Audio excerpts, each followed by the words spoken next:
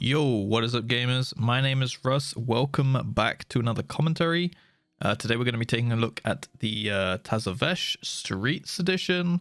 I'm going to be commentating over my gameplay, talking about all the different things that you need to be looking out for as a demon hunter, kicks that you need to be hitting, purges you need to be doing. There is quite a lot for you guys to be paying attention to in this dungeon, and this is a Tyrannical Streets, so a bit of a spicy one as far as they go. The affixes we're running with are Tyrannical, Sanguine, and Storming. So not too bad as far as they go. We are running with a double DK setup actually. Frost DK is looking super strong right now. A Warlock as usual, but this one that we played with in this dungeon happened to be playing Demonology. I think it was just the key. He decided that on Tyrannical he'd rather play Demonology. It's not a super trash heavy dungeon, this one. So as you'll see, our overall numbers are a little bit lower than you'd expect in most dungeons with a bit of AoE going on in them. And a Blood DK, which is very nice to have because they do a ton of damage on overall single target AoE, everything. They're just a really strong tank.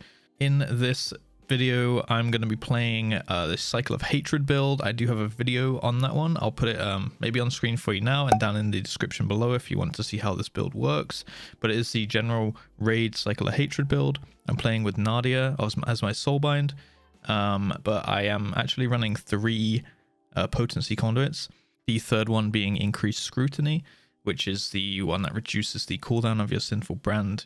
There's quite a lot of situations where it might drop off in this dungeon, but since this video, I have actually been trying out Dancing with Fate as my third potency with Nadia as well. So I'll put the talents and soulbinds and my gear as well on screen for you now, while I quickly shout myself out, I guess.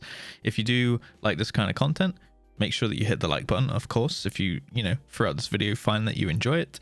I do these kind of keys all the time over on my live stream at Twitch. That is twitch.tv/JustRuss. I'm sure it will be on the screen throughout most of this video, and it will be linked down below to make it super easy for you guys. There will also be some information at the end of the video about my Patreon if you're interested in supporting the channel further than you already are, which is, a like and a comment goes a long way anyway. But yeah, let me know what you'd like to see down below. And without further ado, let's get into the key. So as I talked about previously, during the pull timer for the key, on about 6 seconds-ish, I just pop my Immolation Aura and my Blood Elf Dispel thing. It gives me enough fury to pop my I-Beam into a meta, so I get about 40 seconds of meta going into the key. There's no reason not to do it. It's completely free. Sometimes I overwrite this meta anyway in the first pack or something if it's a big pack, so that I can get my Sinful Brand up and everything. But in this situation, I actually just use the free meta I got at the start to kill the first pack, and then I use my real meta on the second pack. So that's a cool thing to note.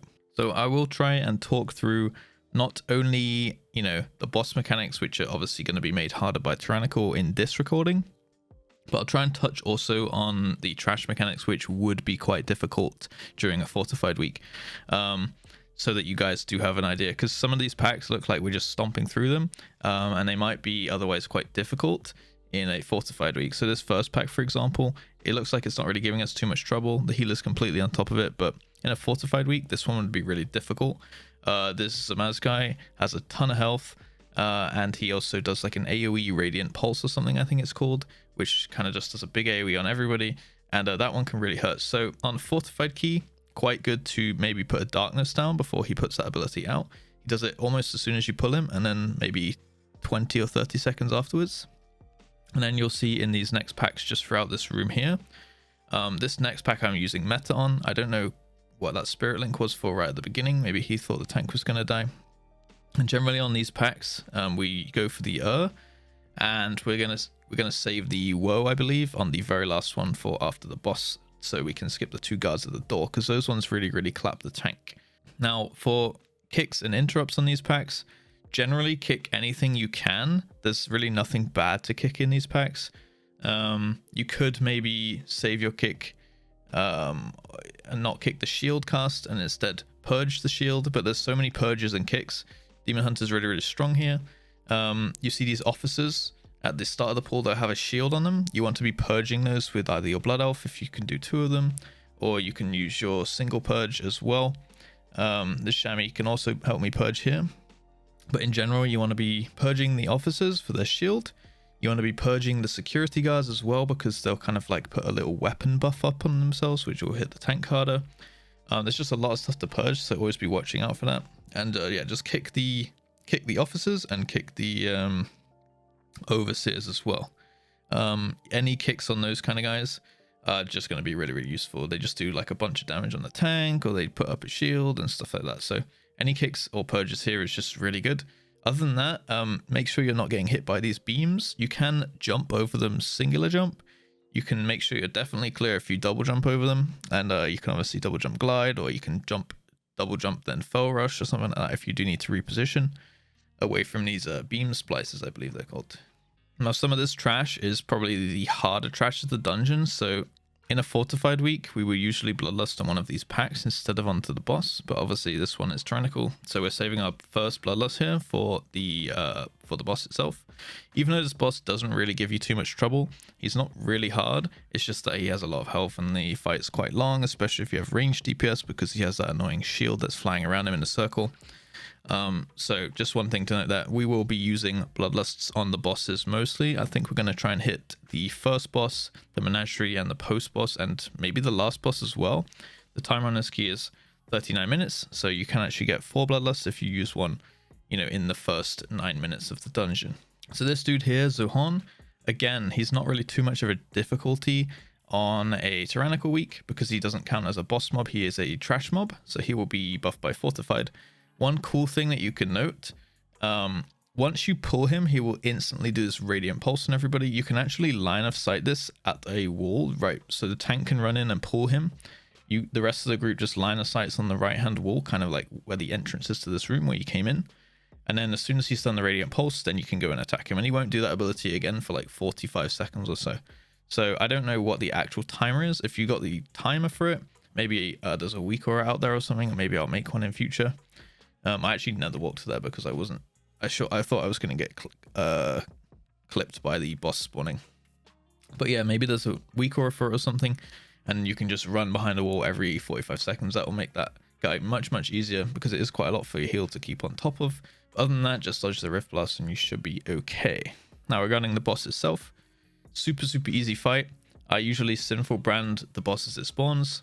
Make sure I target the for my I-beam, and then start hitting the and as soon as the actual relic is gone and the dismantler spawns, that is when I'm going to throw my meta, so I get my Sinful Brand up on both the boss, which it should already be up on, and onto the and then I'll follow that with an I-beam, so I get like a double buffed Sinful Brand. As you can see here, I have like 45 seconds on my Sinful Brand for most of this fight, which is really nice because there is a bit of downtime on this boss when he's, you know, taking your weapon away, meaning that you can't really use your annihilations to reset your I-beam.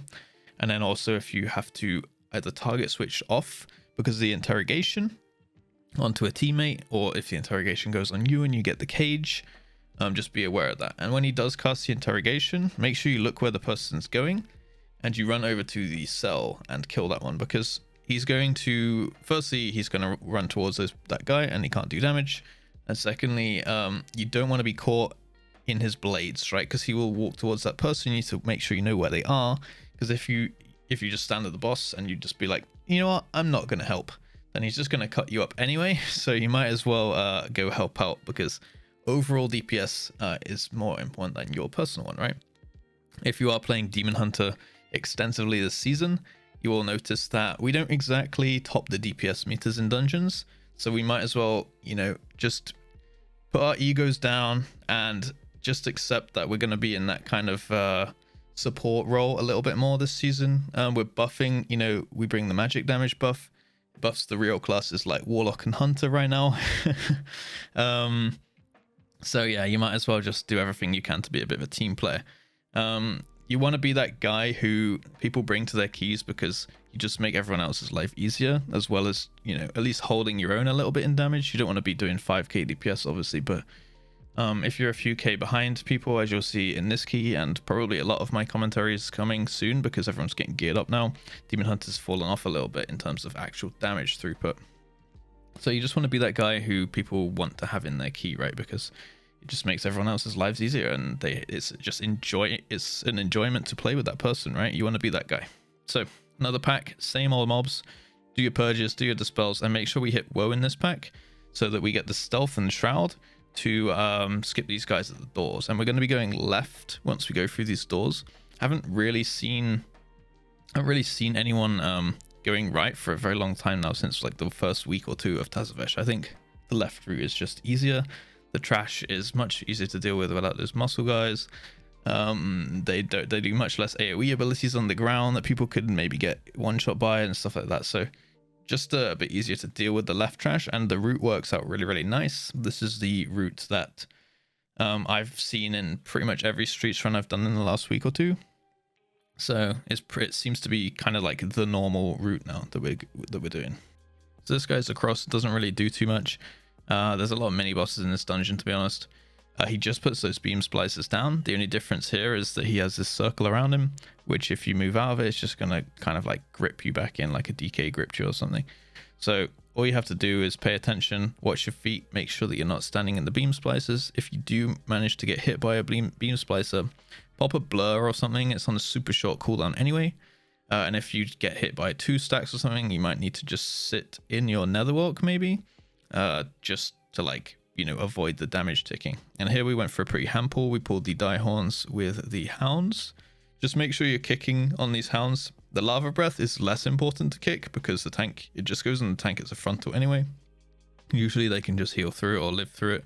If you have to ever choose between what to kick, like you're low on kicks in your group or something, make sure you kick the curse, unless you have decurse. But just kick the curse because it's like a damage and it's like a casting and melee reduction, right, in terms of like haste or something.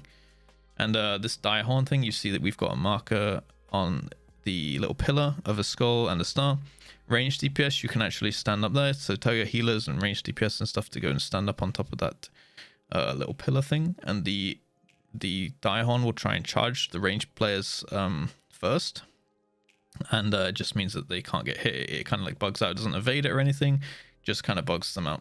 So here we're gonna grab the Nightclaws, and then we're also gonna grab these 2 mobs from the next area, just so we can do them together with the these are the 2 peacekeepers, because that's just gonna make the route really nice. When you take these 2 peacekeepers, it's gonna make it so that we can just cage a mob later on, which I'll point out when we get there. Just with the peacekeepers, they're gonna put up his shield every now and then. Make sure that you're using your Chaos Novas if they both put them up at the same time, or if just one of them's putting it up, you can either cage it like within prison, or you can use your Fel Eruption single target stun, right? Any kind of stop on those is good. Other than that, the Nightclaws might jump you a couple times. It's just kind of unavoidable damage that they're going to do. And also tell your range to stay in range of the peacekeepers or they're going to jump away, which actually worked out quite well for us in this situation because it jumped out of Sanguine. But usually it's really annoying because it spreads the pack out a little bit. And now we're up to the RP boss, or the first RP boss, should I say. So while we finish off this peacekeeper, we've actually had someone go in and activate the RP. So we can now do an extra pack while that RP is going, right? So we're just going to take this pack of another 2 peacekeepers, I think, with an buff. Oh, and the patrol in the middle as well. So it's a 3 peacekeepers and a sparkcaster. Just make sure you hit the sparkcaster kicks. Obviously, again, you want to be interrupting the shield on the peacekeepers, and you just want to kick that sparkcaster. If there's one kick that's really important, I think it's called the salvo or something. It's quite a slow cast, but just make sure you hit the salvo. I think it's a channel, but it should never go off. There's like only one mob that actually has a proper kick here, so make sure you're on top of that, and then we'll go into the menagerie. So we actually had pretty perfect timing here. The boss was waiting for us, so this is like the first time I've actually seen, you know, activating the RP work out really well. And here we just want to get the lust on cooldown again as soon as we can. The sooner we get lust on cooldown, usually you want to lust this boss. A lot of people save it for the goblin lady at the end because they think that's the hardest one. Personally, I think that part of the fight's really easy, and all of these bosses are just annoying. They just have a lot of health. I do agree though, the goblin one, you have to kind of like sacrifice your downtime because of the whirling blade storms and stuff like that. But yeah, all of these bosses are kind of annoying. So we generally just bloodlust whenever we kind of can, preferably when 2 bosses are up. So I think the best bloodlust is probably just as this guy's dying and the robot comes up, or just as the goblin woman is spawning and the robot's about to die, right? But yeah, if the earlier you can get the bloodlust on cooldown, the earlier it's going to be back up for the postmaster, because we don't actually have too much trash to do. Now we've done a lot of it before this boss, and we still don't have bloodlust, right? So there's not actually too much trash left to do before the next bloodlust we want to use, which is the post boss. We want to be clearing trash till bloodlust is up on the post boss, and then we want to be going to the oasis boss, and then we want bloodlust the last boss. But as you'll see, spoiler alert, we're actually quite quick on the timer, so it kind of messes up our bloodlust timings. But I will talk about what we're supposed to do there. So on that first guy, just make sure you're watching where those orbs are coming down. Don't get hit by any of the avoidable mechanics. And on this, I call him the vending machine. I don't know. I think he says venting, but I started calling him the vending machine one day, and then I don't know, that just kind of stuck. So you just want to watch out for his flagellation protocol, which he puts a shield up. It's really, really easy to deal with on a demon hunter, especially for me, because I have my bindings basically the same for purge and kick. I have my purge on shift F and my kick on F. So as soon as that comes up, I just hit purge, shift F, and I just take my finger off shift and spam F, and it just does purge kick. That'll save your tank a lot. It will save you having to put DPS into the shield, so you want another good purge here. So it's like purge kick as soon as that one comes up, and there is a timer for it. It also has a cast time, so you can see when it's coming up, so you can make sure you're not in the global cooldown. If you're absolute beast mode, you can time your purge to like right at the end of the cast where he puts the shield up, and just go purge kick real quick. And make sure now when he runs away, when he's putting out the orbs, that you don't try and greed and stand in melee range, because he will just like start one-shotting you. As you can see here, I kind of missed the purge and the kick here because I was out collecting orbs and stuff. And you don't want to stand in the blue shit. I actually saved my own life there with a fell rush. These chains of domination that's on me right now, you can actually fell rush while you have that chain on you. So if you do get chained in a really bad spot, or you get chained out of range of a boss or something, you can actually just fell rush over inside the chain and make sure that people can cleave that down. And something I didn't realize when I was recording this key is you can actually hit your own chain, so you can DPS yourself out of the chain. I was kind of waiting for people to DPS me out of it, but you can actually just DPS yourself out. So just that's one thing to note. And with these balls flying around, just make sure you're soaking as much as you can with the gluttony. If the tank positions the robot correctly into a corner or something, generally the balls will just be bouncing around in the corner for a while, and that will make it really, really easy to pick up like 5 or maybe like 10, 12 stacks or something inside a gluttony debuff. But yeah, this boss is kind of annoying because there's a lot of downtime with the blade storms and stuff, and I generally just don't go like picking up balls when I have gluttony. I just position myself, so I'm still attacking the boss, but I'm just picking up any balls that are coming close by me while I can still keep my uptime on the boss. Other than that, if she is doing a whirling storm, that's when I'll run around and pick up balls, only if I have the gluttony buff, of course. But yeah, that's just kind of an annoying boss, and it has a ton of health. Really, really annoying for melee DPS. But you can see, even our blood DK was doing like 8k damage, our healer was doing 5k damage, so really, really nice extra DPS there, which just makes this key a bit cleaner. So onto another mini boss. This guy is pretty easy. I put down a little red marker in the corner there. Generally, you just want to take put your tank into this corner here, not where I have the red mark, but kind of, yeah, actually where the red mark is fine, because he's gonna knock back the tank, so he can just put his back into a corner here. And if he's in the corner, he won't be spawning the bombs on top of you guys. So if you tank this guy anywhere except where we're tanking him, it's going to be much, much harder, because he's going to throw down these balls on the ground, which are pretty much a one-shot, to be honest. So you don't want to hit those at all. And you see what we're doing here, we are using this pillar kind of thing. So we're having the ranged DPS on the left side of it, and us melee is standing on the boss on the right side. He will link a ranged and a melee together if possible. So if you have all melee, it's going to be pretty hard on that one. Yeah, we're going to imprison this peacekeeper here. So if we have all melee, then he's going to, that one's going to be a bit harder. But if you have ranged melee, just put them on separate sides of the pillar, and you guys can pretty much just stand AFK and continue your rotation. You don't need to like run away from each other and things like that. And now I've just gone to activate the RP into the market, and you'll see me doing a cool little thing in a minute where I'm going to actually solo the marketplace. So here we're going to again go for woe. The tank's pulling out the left-hand pack. You could double pull this pack. As long as you get woe, it doesn't really matter too much. You know, a double pull here with the woe would have actually been really nice, because I could have just popped my meta onto like a big pack, like extended all my sinful brands, and then run off and start the marketplace, right? So the RP's kind of going to get in position for that. We're going to kill the woe. I'm going to make sure that I can drop combat here, so I get the shroud. So I'm just going to make sure I stick around for the end of the pack. I've used my method anyway. Kill the drifter, and I'm going to go off to the marketplace. Now, I've now got shroud and speed, so I can just go quickly buy the item. And I've got this cool little add-on and weak core, should I say, where it shows me a little map of where to go. So it's super useful. I'll put it down in the description below. It's probably the best market add-on I found so far, or weak core that I found so far. Tells you where you need to go and what item you have and the name of the vendor, so you can look up who it is and stuff. So I'm just kind of like walking around doing this by myself. Meanwhile, my group is clearing the postal room.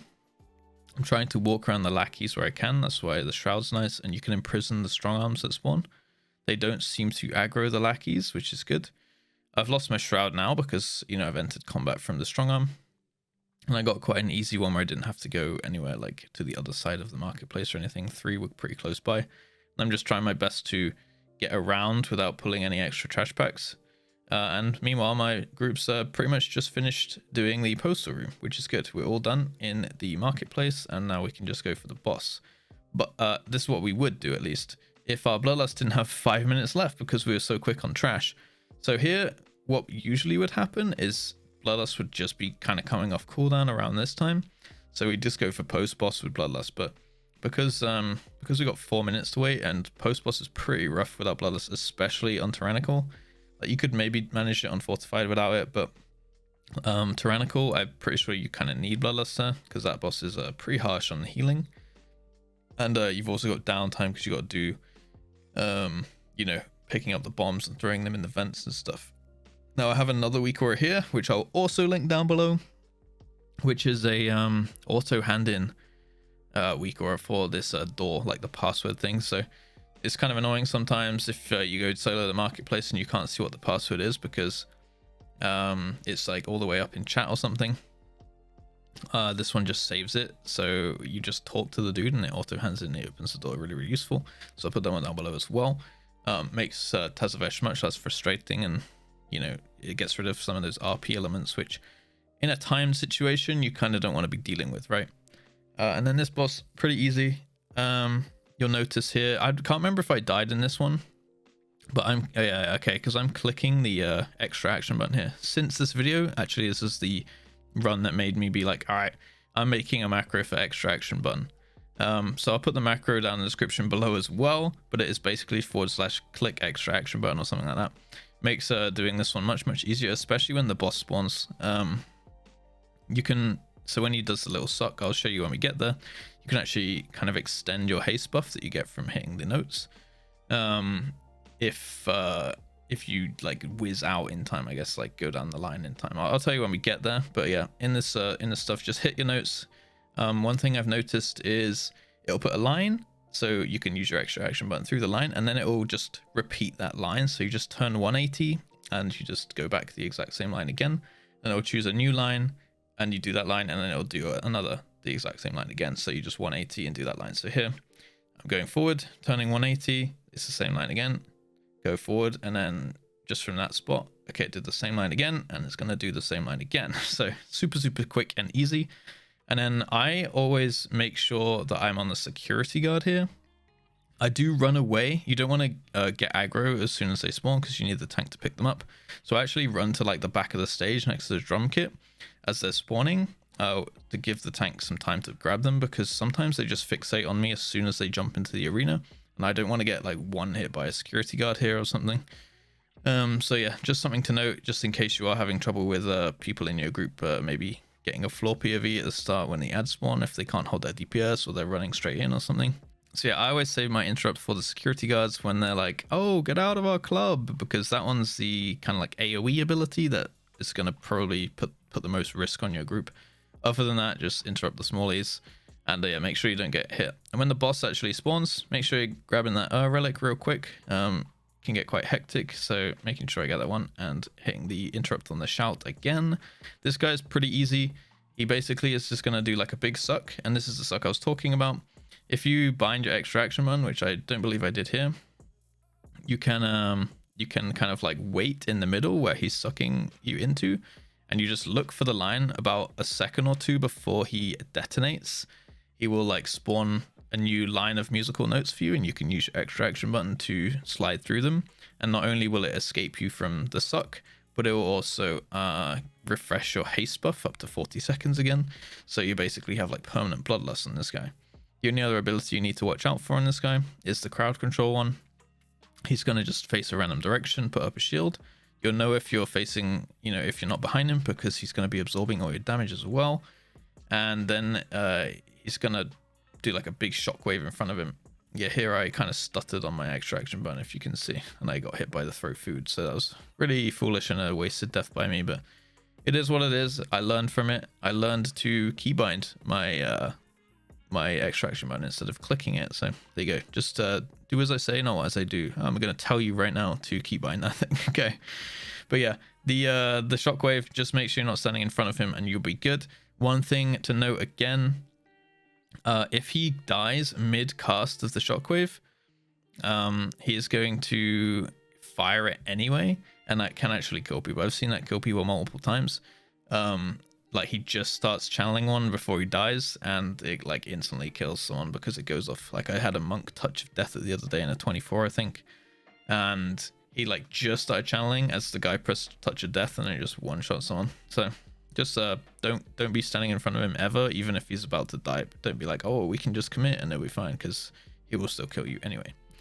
And now we do have the lust back off cooldown as we go back into the Postmaster room, and we can see that yeah, we should be good now on timer. We've got tons of time. We've got all of our trash done after this pack, and we are at 12 minutes left on the timer, which is really, really good, and only 2 bosses to do.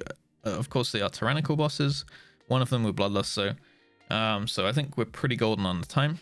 Usually, even if you have about 6 minutes left at this point, you should be okay. Usually we would have done the post boss first, and maybe we'll be at the oasis right now. And yeah, as long as you have about 6 or 7 minutes for the oasis and the last boss, you should be okay. There is a bit of RP at the last boss, but the timer on this one I think is quite harsh, but I don't know how we got so far ahead. I think it's just because the DK is doing like almost as much damage as me, which is really, really helping just speed things along, as well as our Shami is doing like 7k overall as well. So the damage in this group was like really, really high. I think that just made the whole run so easy, which is again just my motto is really just like the more damage you have, the easier everything becomes, right? The quicker things die, the less damage they do, so the less healing you need, and everything just becomes smoother. The less mechanics they can throw at you, less defensive you have to rotate. So this boss is pretty annoying, to be honest. I don't really like this boss, but he exists and he does a lot of damage. The fan mail I try and save blur for. The soaks, if you have Netherwalk up, you can solo soak one of the money orders. Otherwise, just stand as a group, and I don't save blur for that one. I save it for the fan mail always. But you can darkness one of the casts of the money orders as well. And other than that, just try and pick up the unstable goods he throws on the floor. You just need to move over to whichever vent is open, just flick your camera around, have a look which one it is, and just throw it in there. You can kind of like sacrifice your uptime on the boss, I guess, and just stand AFK at the vent, let people throw the package to you. Usually I think the healer does that. He just stands at the vent, lets people throw the package to him, and then you guys can kind of stay on the boss, just throw your pack at the healer, and then he throw it in the vent, and then the next person throw the pack at the healer and he throw it in the vent. But I haven't seen many groups doing that one yet. I think that's probably the better tactic to do. You have to be kind of okay with just Sinful Brand falling off here a bit, because you will have to take a break from the boss to do a few mechanics. Luckily I was playing with increased scrutiny, so I could refresh it when it did happen. But yeah, this boss is kind of repetitive, kind of harsh. There's just a lot of butt clenching moments, I guess, where your health drops a little bit low. And when the boss is around sub 10%, that's the kind of time when you could maybe commit to the boss and not do the unstable goods. So here we chose to not turn in the bombs to the fan. We just commit to the boss. I'd say on high keys, you could probably do that below maybe 10% on Tyrannical and maybe like 15% on Fortified, depending on the key level, of course. You got to make that judgment call depending on who has damage. That's something that you'll just someone will call at the time if you're committing or doing the mechanic, right? And now we have 9 minutes left for this last boss, which is really great. No bloodlust, sadly, so this one will take a little while, especially on Tyrannical, and it's one of the annoying fights. If you're not good with shapes, then you're going to struggle on this one. But it's one of those things that I believe practice kind of makes perfect on. I was really really bad at this boss for a while, to be honest. But now I just look really early. One thing I noticed, which makes it much easier to see where you have to go and when you have to go, is every time he moves the portals, he will that's when he'll flick the portals around once, and that's when he'll say like every circle has its center or something. So having voice lines on as well is really useful, because then you can hear him say that and you know that you gotta like stop what you're doing, look up where you gotta go, work out the pattern you gotta take. Sometimes it's one portal, like here you just take circle. Sometimes you gotta take 2 or even 3 portals in a row, and sometimes you don't have much time to do it. It can also spawn right on top of you, in which case you have to find a portal to move away, and then once it's clear of that portal's exit zone, you can move back again, right? So here I could have taken square, but I didn't see it because my brain is dumb, so I went all the way to circle. As long as you're dodging the as long as you are kind of like dodging the circle, you should be okay. But yeah, in general, just be quick on the patterns, and if you do happen to get hit by one of these expanding circles, then pop a blur like instantly, and you might even also have to nether walk depending on if it's tyrannical or key level or anything like that. One thing that's really annoying about this boss is he dashes around sometimes during your I-beam. That is called quick blade, so try not to I-beam when he's about to quick blade. There is a timer for it, as you can see on my screen, and yeah, you can just kind of be lazy and follow wherever the tank goes. If you just need to like watch where other people are going through the portal and hope that they're smarter than you. That's like one tactic that could work. But yeah, this guy, he's just kind of annoying. When the interrupts come, usually I think you interrupt the first one pretty quick, and then you just chill with the second one in case. And the reason for that is in case like everyone interrupts the first one right at the end and no one has interrupt for the second one, and it'll be like a really quick cast or something. So interrupt the first one quick and interrupt the second one at the last second. It's just like it's a set amount of time between the 2 interrupts, so it can be quick on one and slow on the other, so it's better to be quick on the first, I think. And yeah, other than that, pretty repetitive and okay boss once you get the hang of it with the portals and things. As again, just follow where people are going. One really annoying thing is sometimes he can like you saw me just there, I accidentally retook the circle one as I was running out of it, so it put me back through it, and then I got the debuff, right? So I actually had to pop a health stone and a healing potion on that one. And another annoying thing you can do is like move the portals over you when you're standing still, and it will teleport you through them. So if you just get RNG'd and unlucky, I've had it once where I was literally just mid I-beam and the portal just flew over me because he moved them, and it put me into a circle and I died. So kind of RNG sometimes, and I don't like that on a boss, or just in general when it's not predictable and you can't plan around it. But yeah, that's just kind of the way it works, I guess. Blizzard might have put it there intentionally, or they're not going to fix it anytime soon, so I wouldn't count on it, just accept that that's possibly a thing you're going to have to look out for. If a portal goes over you, you might have to pop a health stone or something if it does clip the circle, right?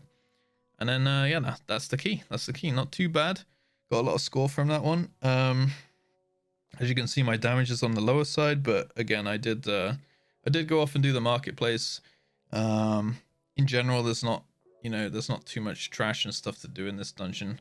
Not that DH excels in trash anyway, but yeah, not too bad of a run. I would like to see a higher overall damage, but I think I could have probably hit like 13-14k if I'd have been like full uptime, because I've done that before on other Tazavesh keys. But it's pretty hard to get above 15 as a DH, at least in this key in my experience. Maybe I'm just bad, I don't know. But yeah, that's about it, guys. I forgot to pull up the overall damage on this dungeon, you know, like my breakdown and things. So I'm sorry I can't give you that one. But I can almost guarantee that it will be mostly Sinful Brand because I was playing the Cycle of Hatred build. I could have definitely planned out my Metamorphosis cooldowns usage a little bit better, but not the worst key. I liked it because I got to showcase, you know, soloing the marketplace and things like that. I think that's a cool thing to be able to show how to do, and also showcase those weak auras I used. Again, those will be down in the description down below. So yeah, that's the key. I got a few more commentaries coming out over the next couple of days. If you'd like to see me do these live again, check out my live stream, twitch.tv/JustRuss. Thank you to the Patreons who support the channel. Feel free to have a little look at the Patreon. The link will be in the description also. And yeah, if you'd like to see, you know, my breakdown on actually how to play the spec, the Cycle of Hatred one in particular, I'll put a link to that one on the screen now. And also, if you don't like Cycle of Hatred and you like pressing Blade Dance, I've got another video about the First Blood Venthyr Demon Hunter rotation. So check out one of those two videos, or both of them. They'll be on the screen for you now. And I'll see you in the next video. As always, have a nice day and peace.